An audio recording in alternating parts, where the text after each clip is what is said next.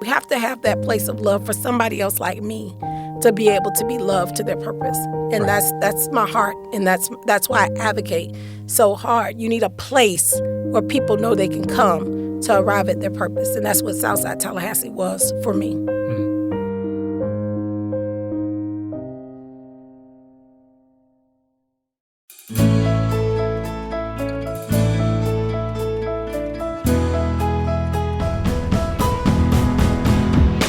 From Fiore Communications, it's How I Got Here, a show of inspiring stories from Tallahassee area leaders, business owners, and neighbors, all the challenges, opportunities, inspirations, the twists and turns of life that led them to where they are today. Everyone has a story worth telling, and I am really grateful that we get to bring a few of them to you. I truly have been changed by my conversations with these amazing people, and I'm confident you will be too.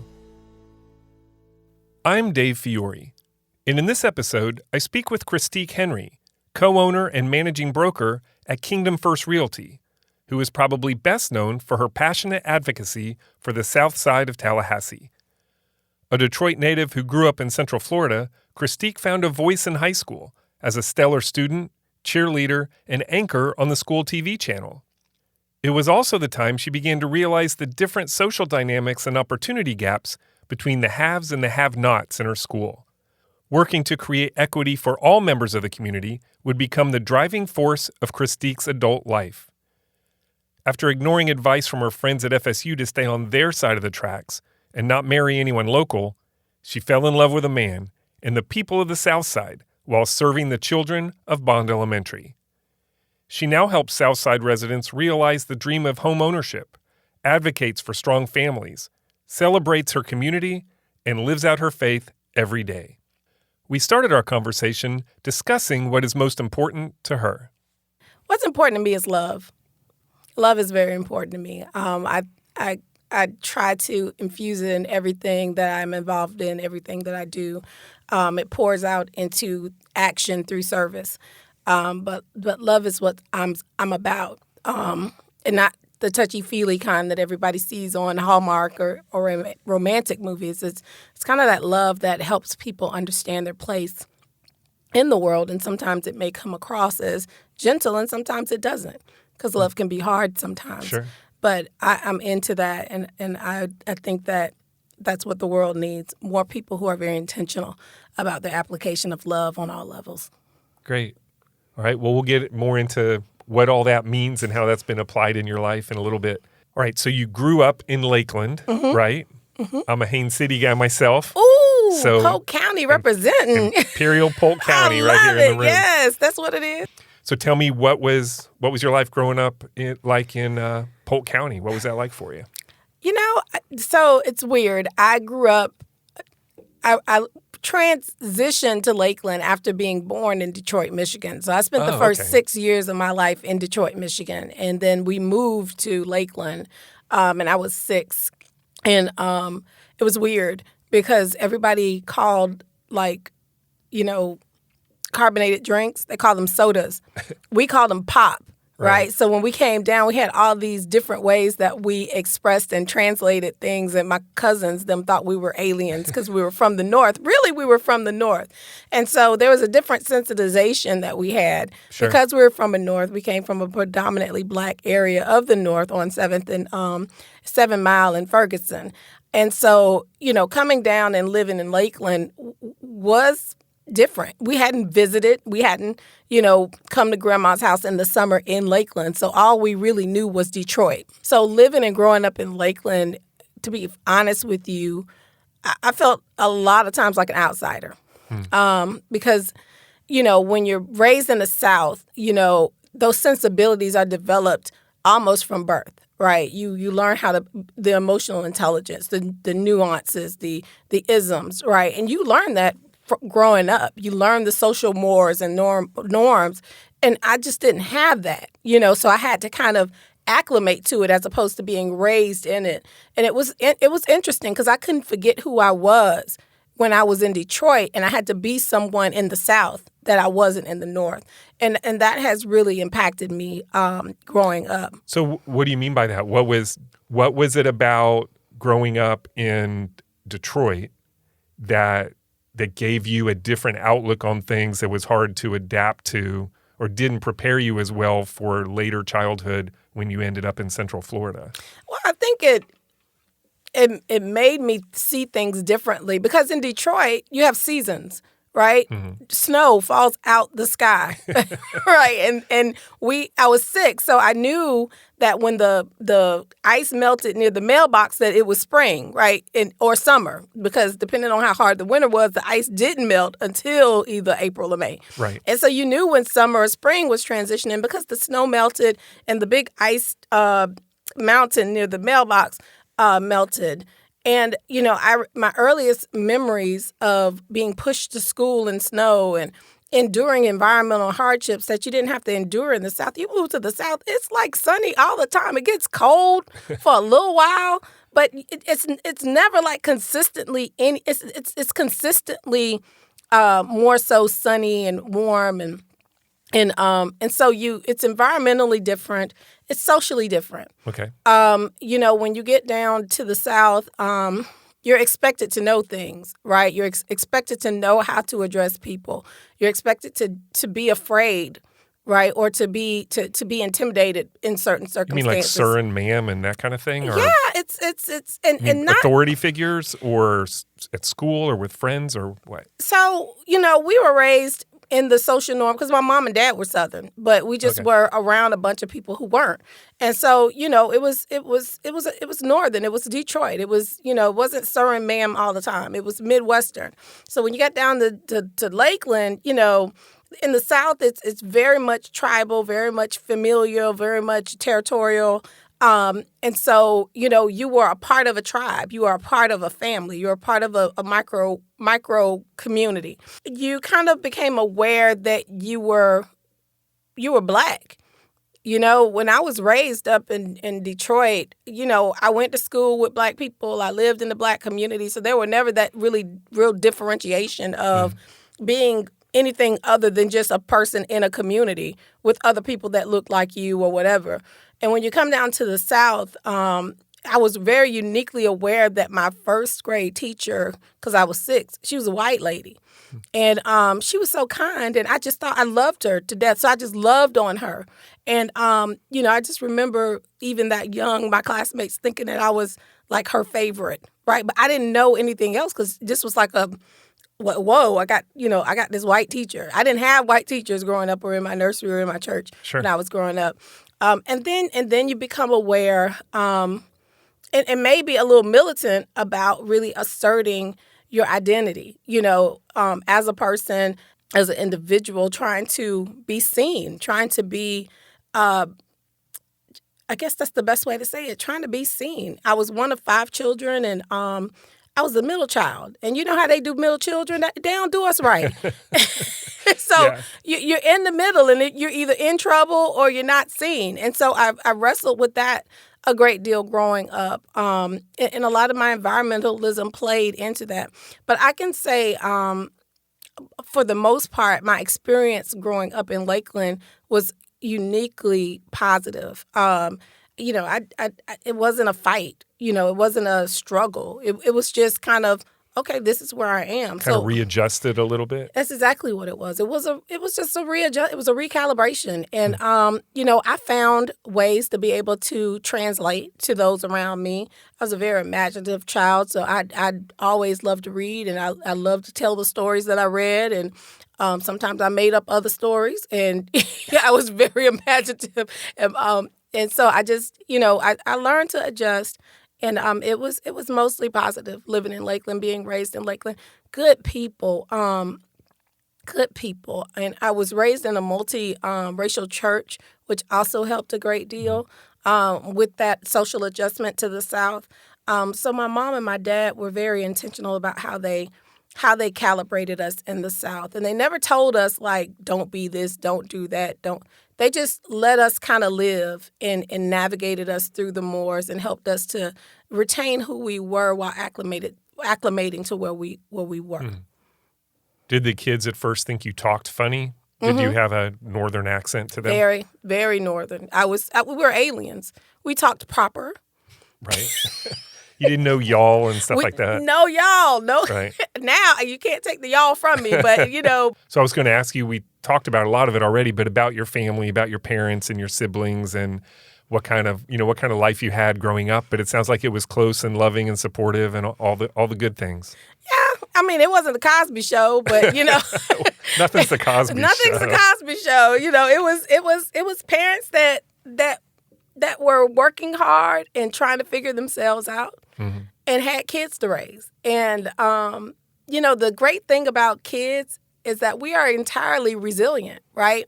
So people think, even though I think that this is folks trying to do the best that they know how, I think that people lose sight that kids are going to they're going to roll with their parents. And that's what we did. We did a lot of rolling with our parents. My dad, he had a lot of struggles that he fought.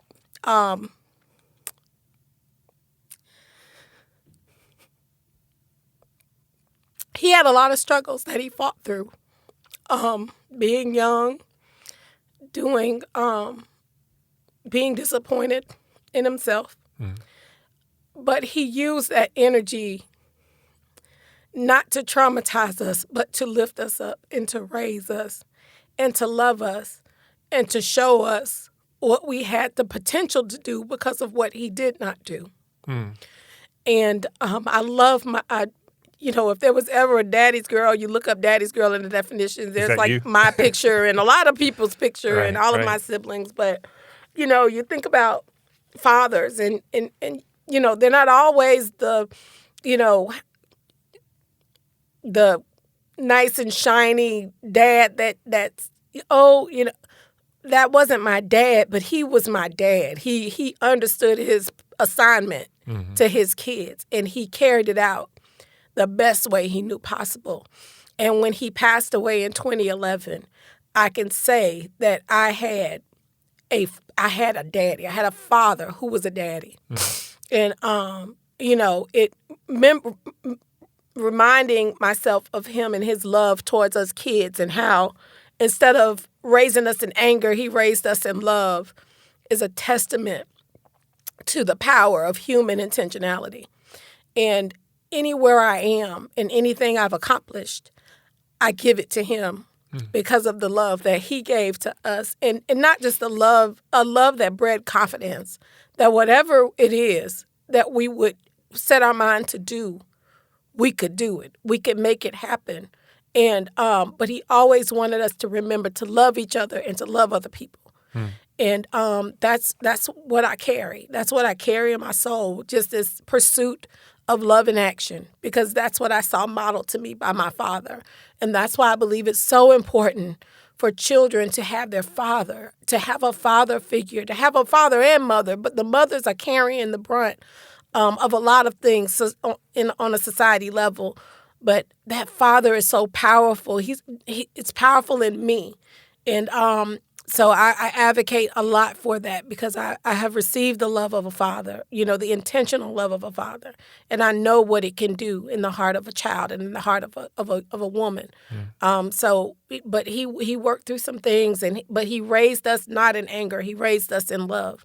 And I will always be grateful to God for giving me a man in my life that did that for me. Yeah, that's amazing. And for him to be self-aware enough to know that even in his mistakes and shortcomings, which we all have, every person, much less every father, but to still love you in a good way and not carry, not pass that burden or disappointment or frustration onto you, but to separate that and still love you. That's an amazing testament to him.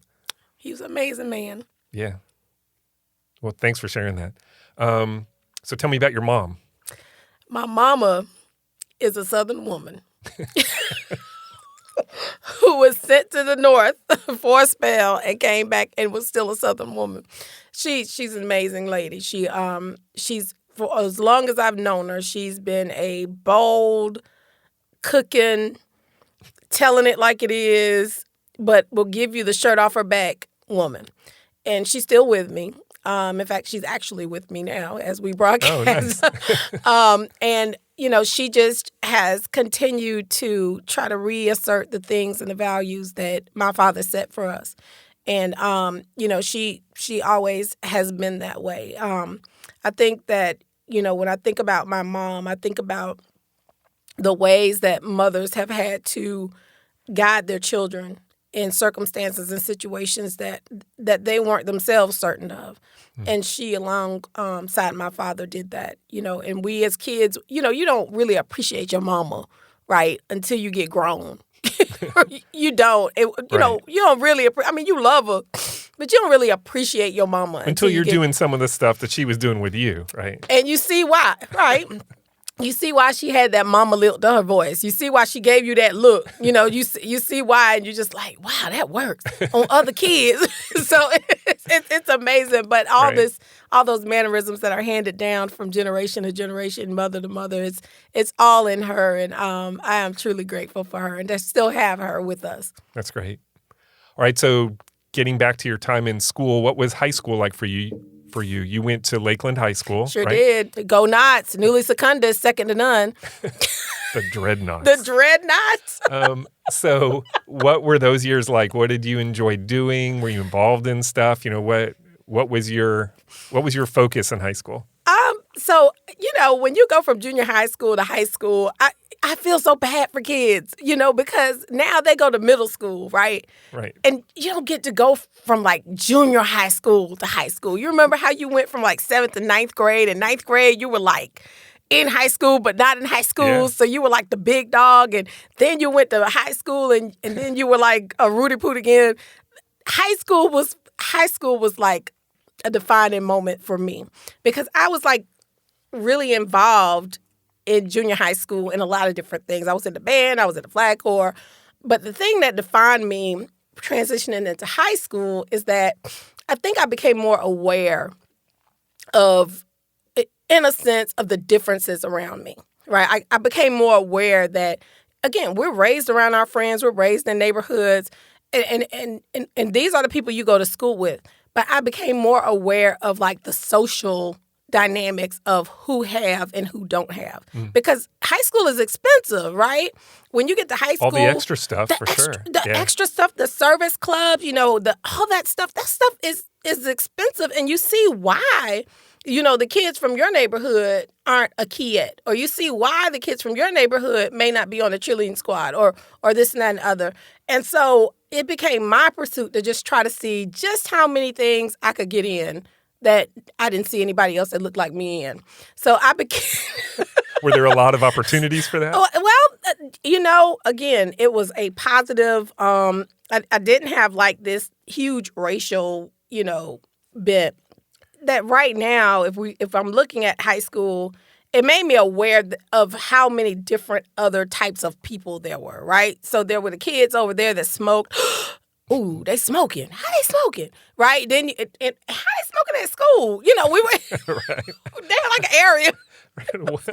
When did that become a thing? When did that become right? Okay, and then you had like the preppy kids that Sure.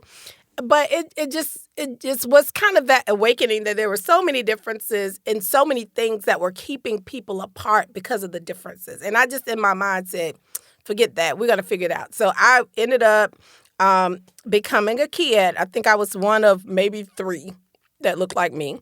No, you're a what? It was a kid. It was the Key Club's like junior club. I got you. In high school. Okay. And so really cool. I really enjoyed it when I participated. And then I got into doing this thing called the Naughty News Network.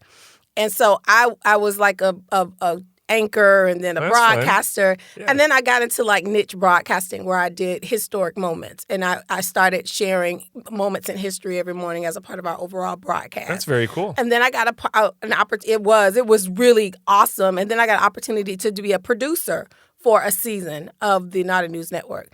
So those things were like, wow. So just so people know, naughty like dreadnought. Dreadnought. Yeah, you better. Not naughty like bad. The Naughty News Network, that could have a whole nother implication. So just want to clarify that, right? That is very important. We were the Dreadnoughts for short, not, and then we trended into adjective form of naughty. Okay, so it wasn't the bad naughty as was stated. Okay. Very important. Just wanted to be clear about that. That's important now. But I think that for me, being on the network, serving, being a conduit of information and media in the TV One area, right? Because that's when TV One started getting really big. And you started to have teenagers actually address world issues from a youth perspective. A lot of great stuff came from that. But my defining moment for me in high school, Dave, was when I made the cheerleading squad at 12th grade. This is a huge backstory, right? My dad would never let me cheer. Ever let me cheer. I wanted to cheer so bad. Went out, tried to go out every year and could not go out because I couldn't get the physical. Because guess what you needed for the physical? A signature from your peg. Wouldn't let me cheer. What did he have against it? He was a football player, and in his mind, he didn't want that relationship, right? Okay. And so, in his mind, what cheerleaders were, he didn't want his daughter being in that position. Got it. That is it. Okay. And so, finally, in my one moment of real rebellion, I went out for the cheerleading squad and got my mom to secretly sign my physical form. Did she know what she was signing? She did. Okay. She did, but she had seen my struggle every year. And I just was like, look, let me try out. I may not even make it. And I tried out, and I made it. And OMW. So did you tell your dad immediately or come home in a uniform or what? How did he find out? We came home, and my brother, who is a troublemaker, came home and told my dad, Christic made the cheerleading squad. And so my daddy was like, what? and then my mom was like, calm down. And I hope this doesn't offend anyone by me saying it. She told my dad she's got to be on the squad because she's the only black on the squad. And my dad was like, she the only black girl that made the squad? I said, yes, sir. And he said, okay. But this is what's going to happen. So guess who was at every football game? Guess who picked me up and dropped me off? I'm going to go with your dad. He was he was always at the games, but he was very involved that year.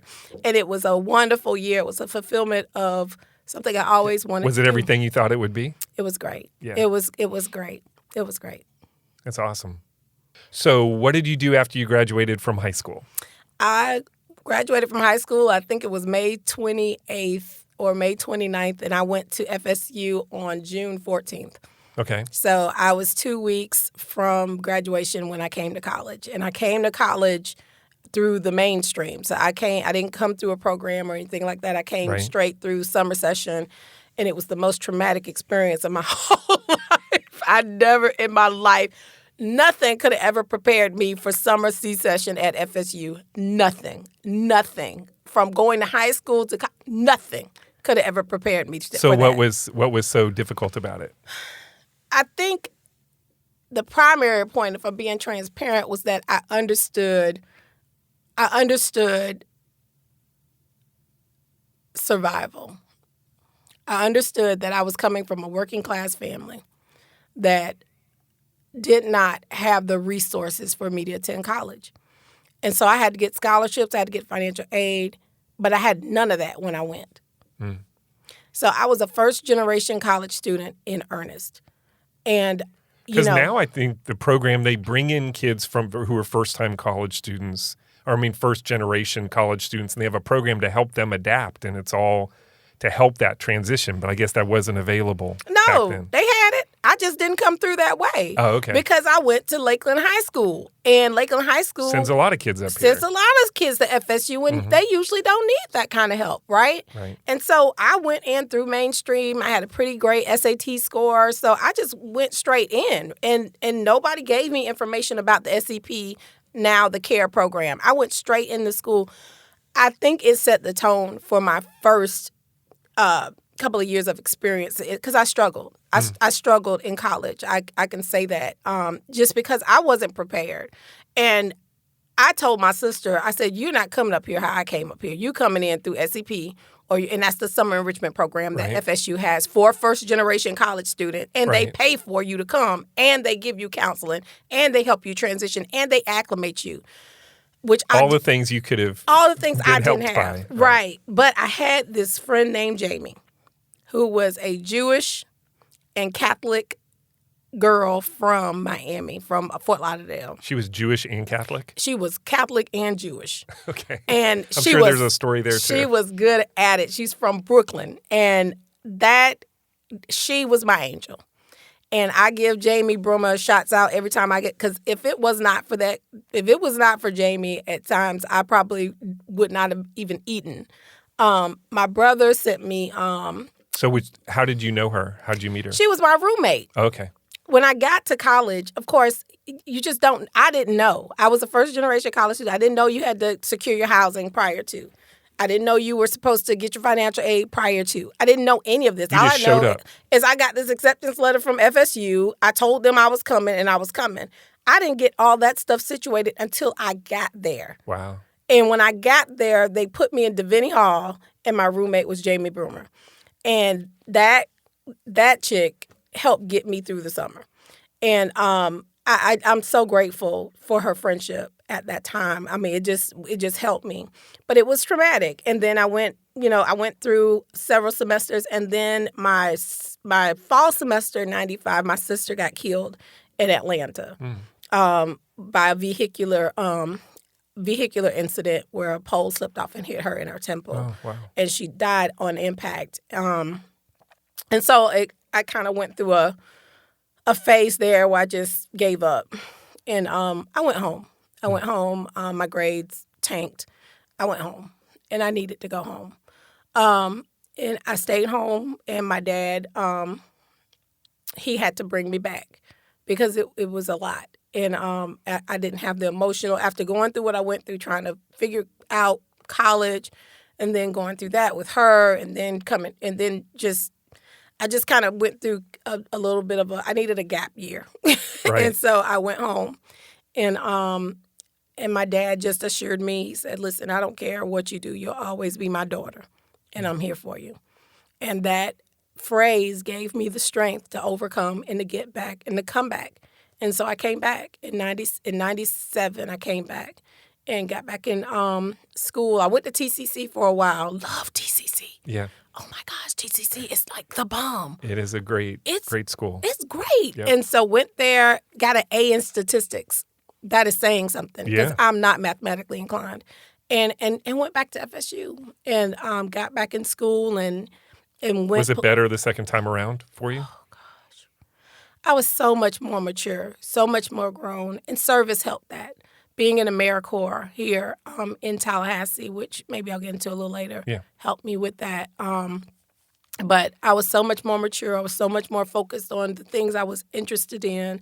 And I was so much more confident in the person that I was because I was a little awkward. I went from being a high school, pretty much innocent to coming to college and and then, having to rebound, regroup. And when I came back, I was way more confident and able to kind of figure out where I was going. I had a much more firmer grasp on my faith and learned how to pray myself through things, learned how to ask the Lord to help me and guide me, and he did. And so definitely grateful for that. It was better when I came back. Yeah. All right, so you earned a degree in political science, right? Why political science? What interested you about that field of study? Public policy. Read a book about marijuana and the campaign. If I think about a book right now, I can't think about it, what the title was, but it was about basically it was talking about cannabis and talking about the campaign back then to legalize marijuana. And I just was reading through this argument, and in my mind I was thinking, these people trying to make weed legal, right? And I was like, this is crazy. So we got into a debate in class, and I was like, now I was raised with Pride, and Pride was like a program that taught drug prevention and stuff in like high DARE, school. that kind of thing? Right. Okay. It was like the high school DARE, but you performed. It was great. And so I was indoctrinated in just say no. Like I was the just say no chick. And so when I was reading this book, I was like, oh my gosh, they're trying to legalize weed. And so we got into this debate in our public policy class, public policy basics 101 class. And I was like, this is wrong. Weed is a gateway drug. Yeah, and I didn't call it cannabis. You had all the bullet marijuana. points. I had all my all my Pride team bullet points on drug. On why drugs are bad. Why drugs are bad. Right. And so the girl that was debating against me, she was from South Florida, and there was a little bit of a difference, and she was saying how it's being sold anyway, it's not being taxed, it's revenue that's she was giving back then. Now this is 25 years ago. I'm dating myself. Hey y'all, but she was giving points back then. So I really loved the discovery of how public policy forms, how the process politically, activates and legislates public policy, and how things become statutes. It impacts the lives of people, right? And so seeing that again, kind of going through that process of discovery and then kind of being aware of who I was and where I was, situationally, it just all brought it together for me under the public policy umbrella. And so that was what I studied. I went into a specialty in nonprofit management and administration, which really was interesting because then it showed how human services, public policy and human services interacted. And so I just really was drawn to that conversation and enjoyed learning more about government and being involved in government and being able to translate very high-level conversations into, community-level understanding. Right. Something, obviously, that has come in handy for you over the last however many years. Yes, sir. All right. Yes, sir. That's awesome. All right. So after you graduate, from what I can tell from your background information, you went right into real estate. Is that right? Mm-hmm. So tell me how that happened. How did you go from public policy to real estate? I met this guy. It always starts with meeting somebody, right? Oh, gosh. I met this guy. I was in AmeriCorps. I met him before I got in AmeriCorps. I actually met him when I came to college. I met him my freshman year. And he was driving this old Cadillac. He was trying to give me a ride to class. I was like, no, I don't know you. And then I met him again when I came back, and he would come back and forth to the store, and I worked at Publix. Okay. And so we knew each other, but we didn't have a relationship type deal. And then I went to go work in Bond with the AmeriCorps team at Bond Elementary School, right, through Leon County Schools at the time. And his family was from Southside. His family lived in Southside. They had a house in the Southside. They had family all over Tallahassee, but his aunt lived in the Southside. So I was working at this Southside school. Their family, and I won't say ancestral because it ain't that old, but their family house was off of Tucker Street, and so he was familiar with the area, and he would come and bring flowers, say hi, bring lunch, and so we began to date. Anyway, he was a barber. And he ended up getting his mortgage broker license, and then he got his real estate license, and then he got his real estate broker's license. Okay. He did all of this before he was 26 years old. Wow. So I married him. And what is his name? His name is Carlos Henry. Carlos Henry. We're still married. Yep. But yes, that's how I got into real estate. I married a broker, and I got my license, and then I became a real estate broker. Well, it sounds like he was pursuing you pretty hard. I mean, he was pulling out all the stops. Oh. Borderline stalking, it sounds like a little bit. Listen, he definitely made his intentions known. It was interesting because when you come to Tallahassee, they tell you two things. They say, don't go across the tracks. Mm-hmm. And they do. I'm sorry, I'm telling y'all.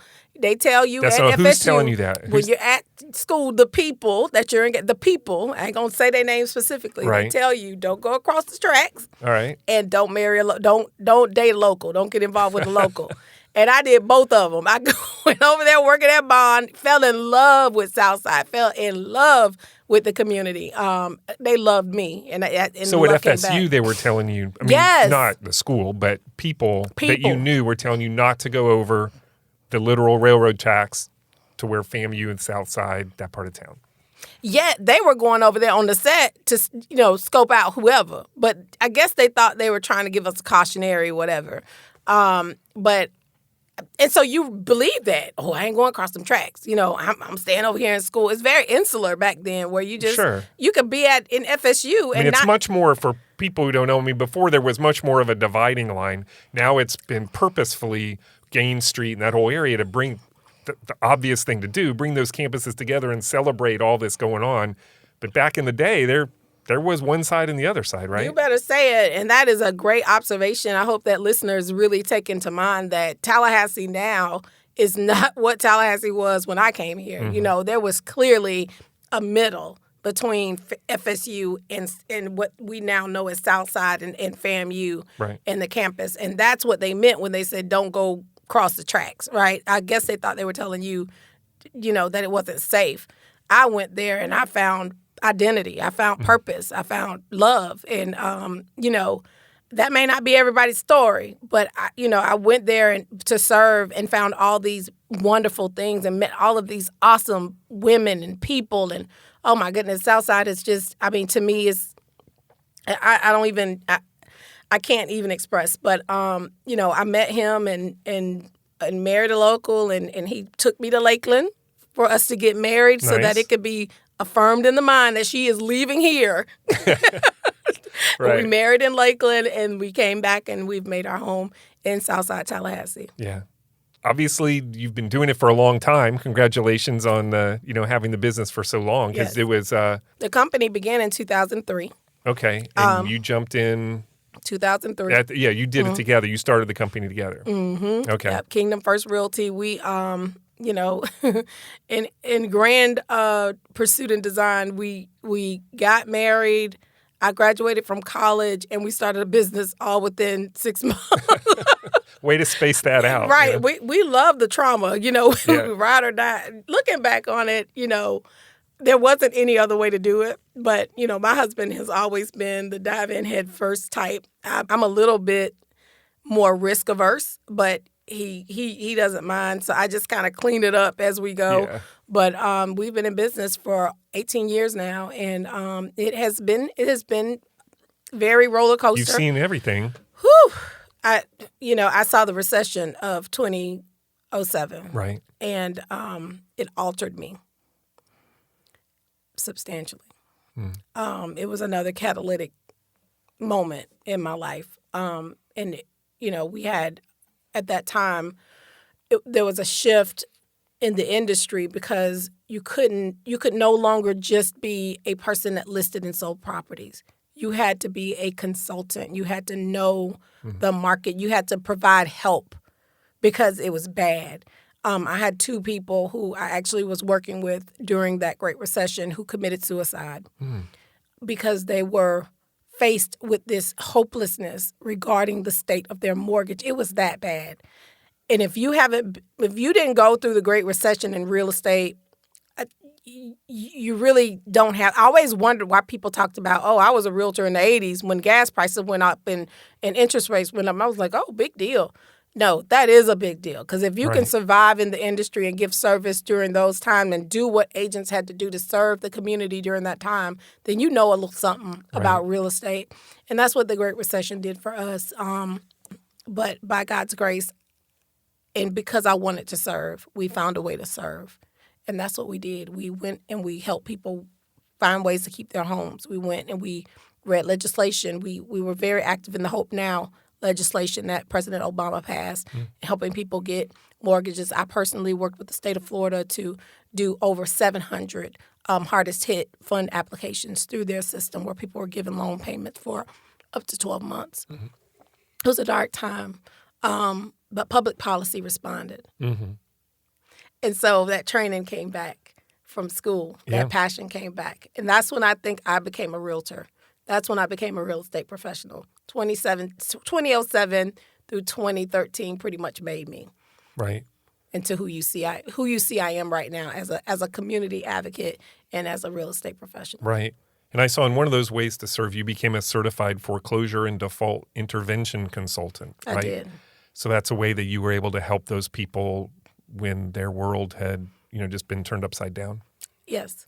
And I think when you're sitting at the table with folks about their home, everything comes up. I've sat at tables with folks who were on the verge of divorce, and who let known everything that was going on in their lives because they were upset about their home. And so that's why the conversation about homelessness is so important in our community. That's why these conversations about affordable housing, accessible housing are important, because there is so much that's wrapped up in this concept called home. Right. And when people are losing their home, it's not until you're in a position where you feel you're losing it that you understand its purpose and its power. And so, yes, I did get that certification through NeighborWorks America, who at the time, shout out to NeighborWorks, were giving free instruction to all community advocates who were working in the space via a grant from HUD at the time, again, public policy responding. Right. And I was able to obtain that certification and activate it in service in that sphere. Hey, everybody. Just a quick reminder that this episode is brought to you by Fiore Communications. Just like people, every business has a story to tell, and we've been helping our clients tell their story since 2001, because who you are as a company is just as important as what you do. To learn more about how telling your story can make a difference in your business, visit FioreCommunications.com. Thanks again for listening. Now back to the show. All right, I want to take a step back a little bit and talk about Kingdom First Realty. By the name of the business and the information on your website, I know you're a realtor and you sell and buy homes, but that doesn't seem to be your first priority as a business person and as a person. So I want to talk about a little bit about your faith, the role it plays in your life, and it's obviously a priority. I want to talk about where that came from and how that impacts how you live your life. Well, again, it just goes back to, when my husband and I decided to name the company, we wanted a guiding principle for us. And the scripture that came to his mind was, seek ye first the kingdom of God and his righteousness, and all things will be added unto you. And so what better way to emblemize that than to make our company Kingdom First? Mm-hmm. And so what our motto is building community by building relationships. And what we've understood over the time and working is that this is really a ministry. It's really a vocation, like a vocational ministry, right? Because we handle a bunch of people's properties. They buy these things to bring about profit to be able to serve their families. And so knowing that the burden upon us to bring service that brings value to that investment is our job. And we don't do it as perfectly as we would like, right? Because we are, sure, we have high standards that we can't even meet, right? But we understand the assignment. And so we know that we have to set the Lord before everything that we do. We have to believe that God has given us this business, given us this responsibility to be a blessing to our neighbors. That's the highest form of neighborism, to love your neighbor as yourself. And that's the charge that we take. Do we do it perfectly? No. Do we have issues that we have to address on a regular basis? Yes. Property management and listing and sales come with all of the stuff, right? Because people crazy, and it's a very high level conversation that you have to break down into, and translate constantly, so people don't feel like their interests are being undermined.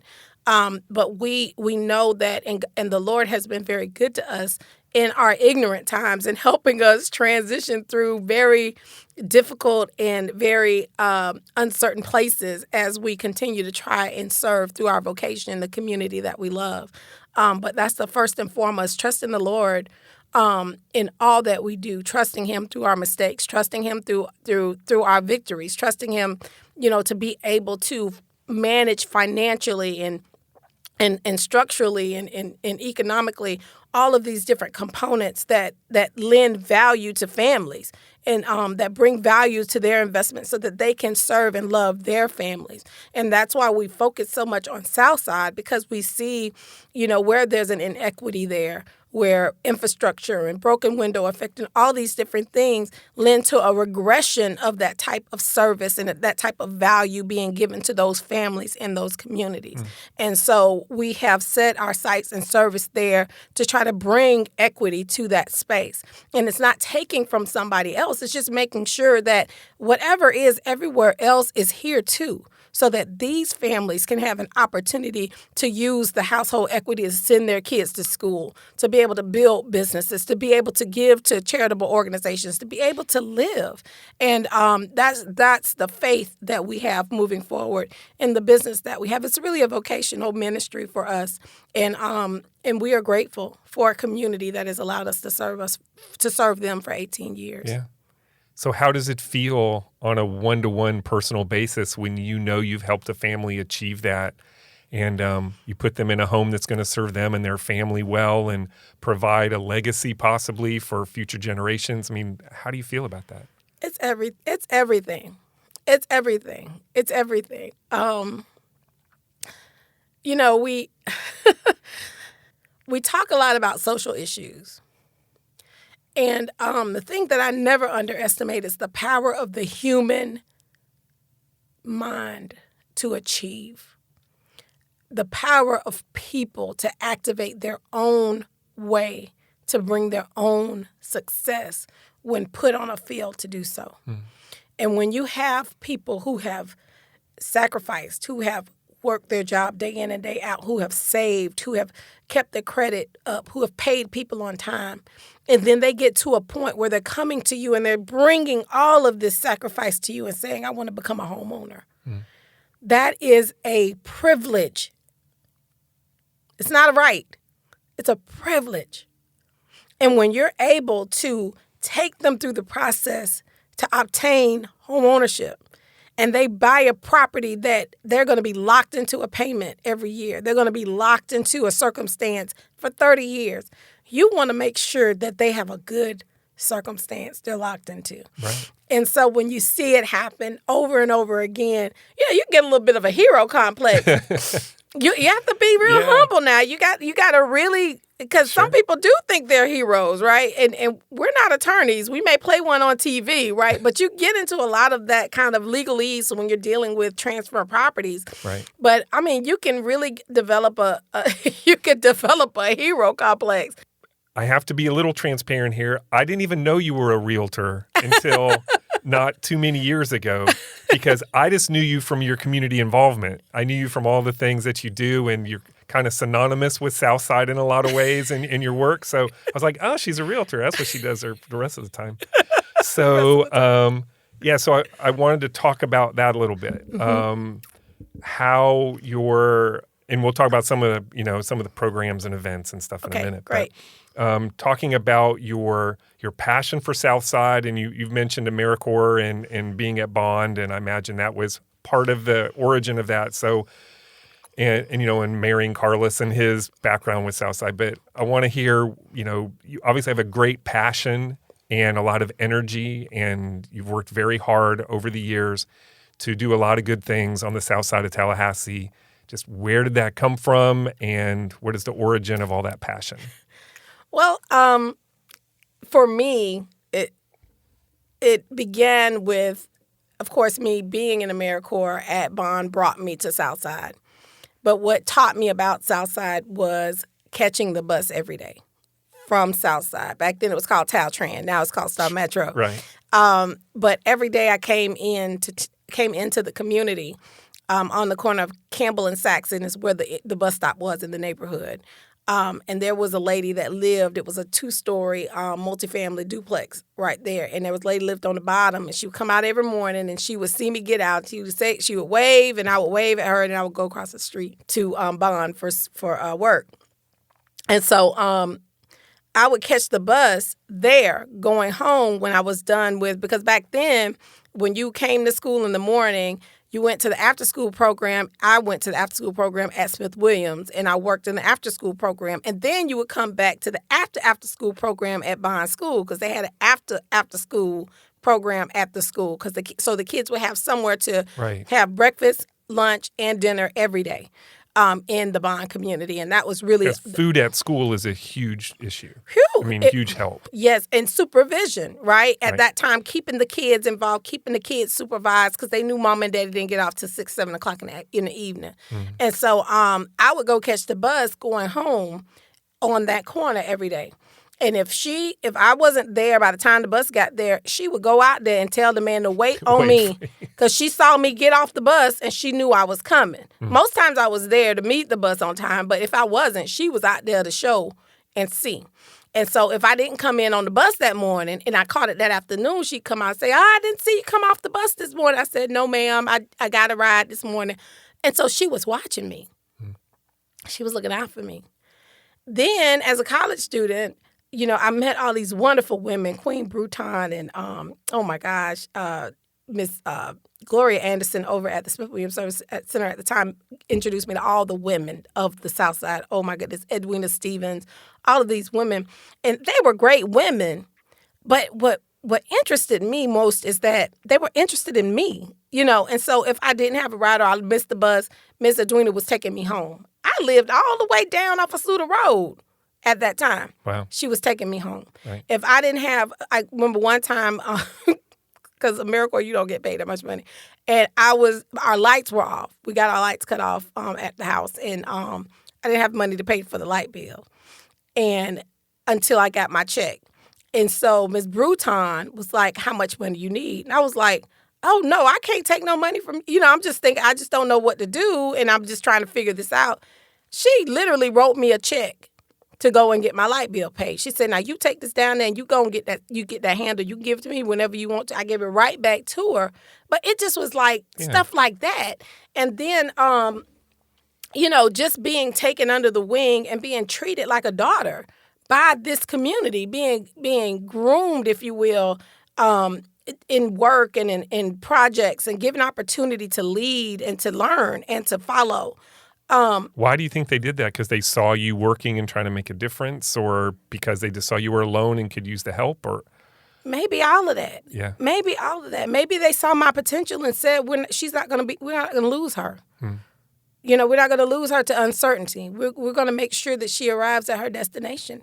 Whatever it was, God used them mightily in helping me.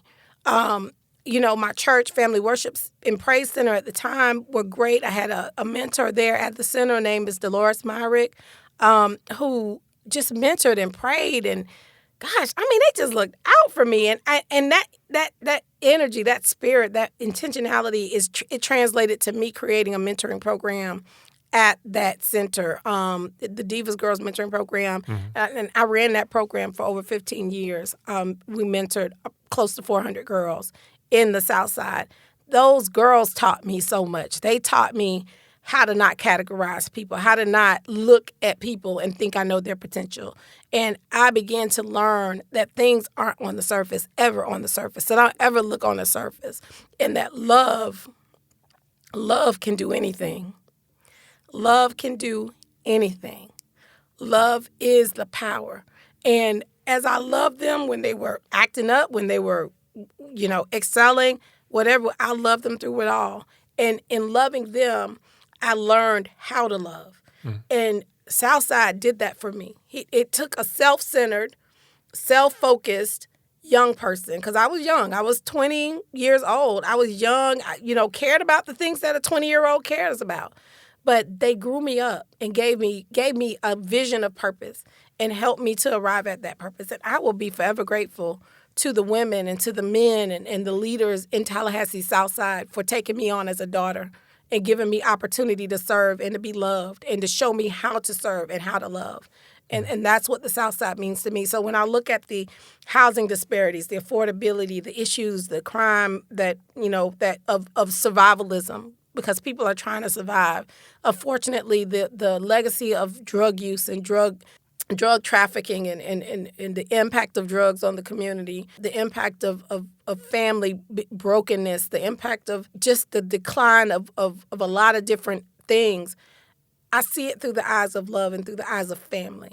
And that's the approach I and others are working to address and working to build and rebuild within Tallahassee Southside. We have to have that place of love for somebody else like me to be able to be loved to their purpose. And right. that's my heart, and that's why I advocate so hard. You need a place where people know they can come to arrive at their purpose, and that's what Southside Tallahassee was for me. Mm-hmm. One thing that has been a passion of yours most recently is the Soul of Southside Arts and Humanities Festival. Mm-hmm. So had the first one this last year, right? Yep. So tell me about that, what the origins were and what it is and how it went. That's a perfect segue from our previous conversation.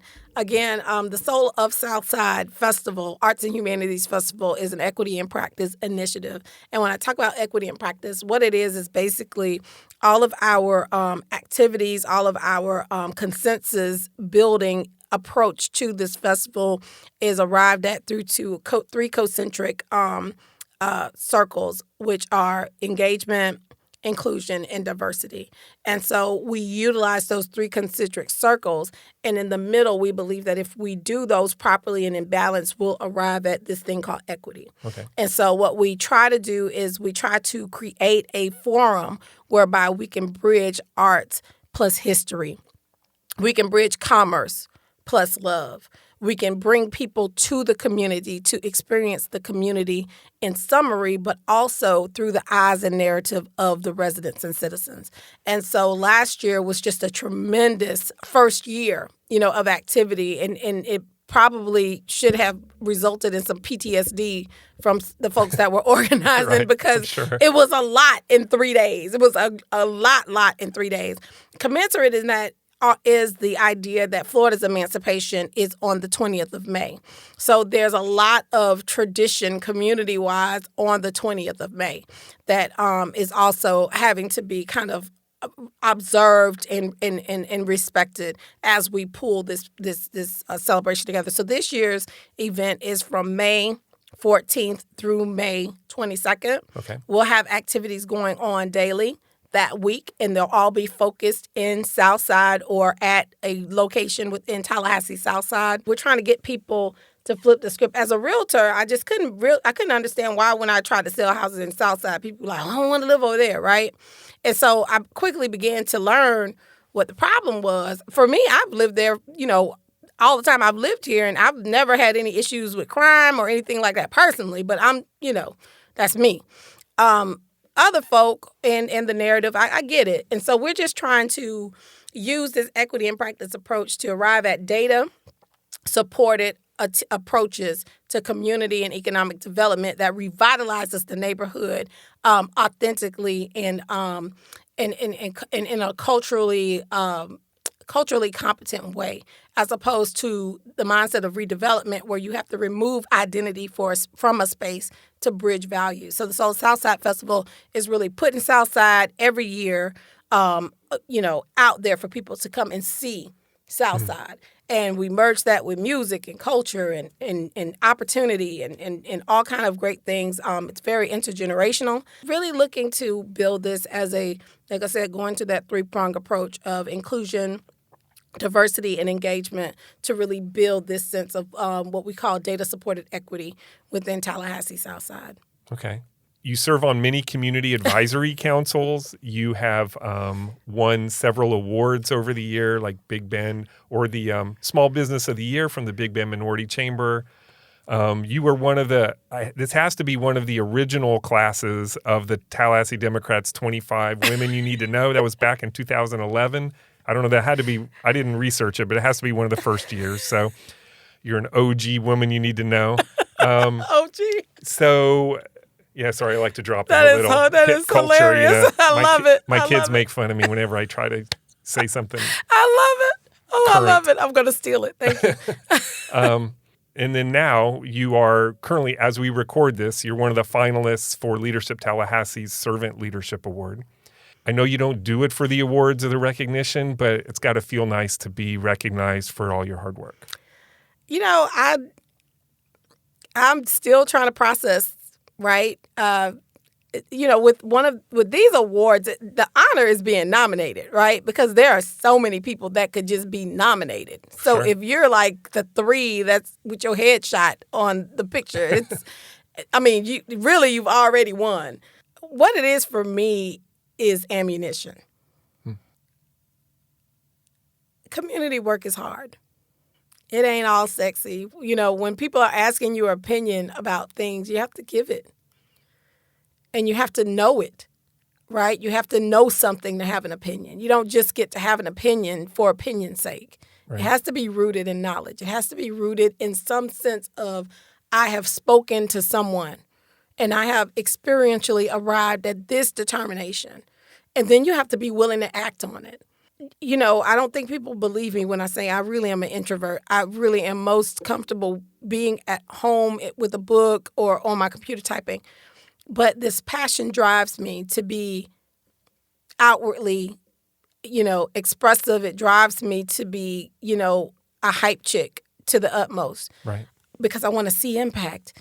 And so this award gives me more ammunition. It gives me more water for the journey of impact, because that's what we want, right? We don't want recognition. We want results, and we want impact. We want people to know that they're valued, that by virtue of being a neighbor, they have intrinsic value, and that they have a responsibility also to bring value, right? And that's what we want. And awards like this in a community space like that give you the ammunition to continue to believe that results can happen, that impact is happening. And it is happening. It's incremental, but we're impatient. We want it to all be right now. And it wears you down after a while. It wears you out, right? It wears you out because you want people to function from a place of understanding as opposed to a place of adversity or adversarialism. And I give tremendous credit to those, even those I don't agree with, who are consistent, who continue to fight their good fight, informed, right? Committed, even in the space of lack of public support. But they're informed. They have consensus behind their opinion, and they're representing that in the public space.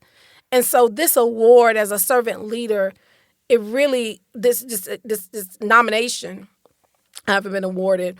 And I have some shout out to my co-nominees, Dan Taylor, OMW, tremendous arts advocate, and Sheila Saylor, who has, basically been the matriarch of, senior service through the years, and has been a tremendous scion in that respect. We are among great people who we depend on to do great things. And I would rather do great things than be a great person. And that's what an award like this does. It recognizes somebody who, aren't maybe in pursuit of being great, but want to see great things happen.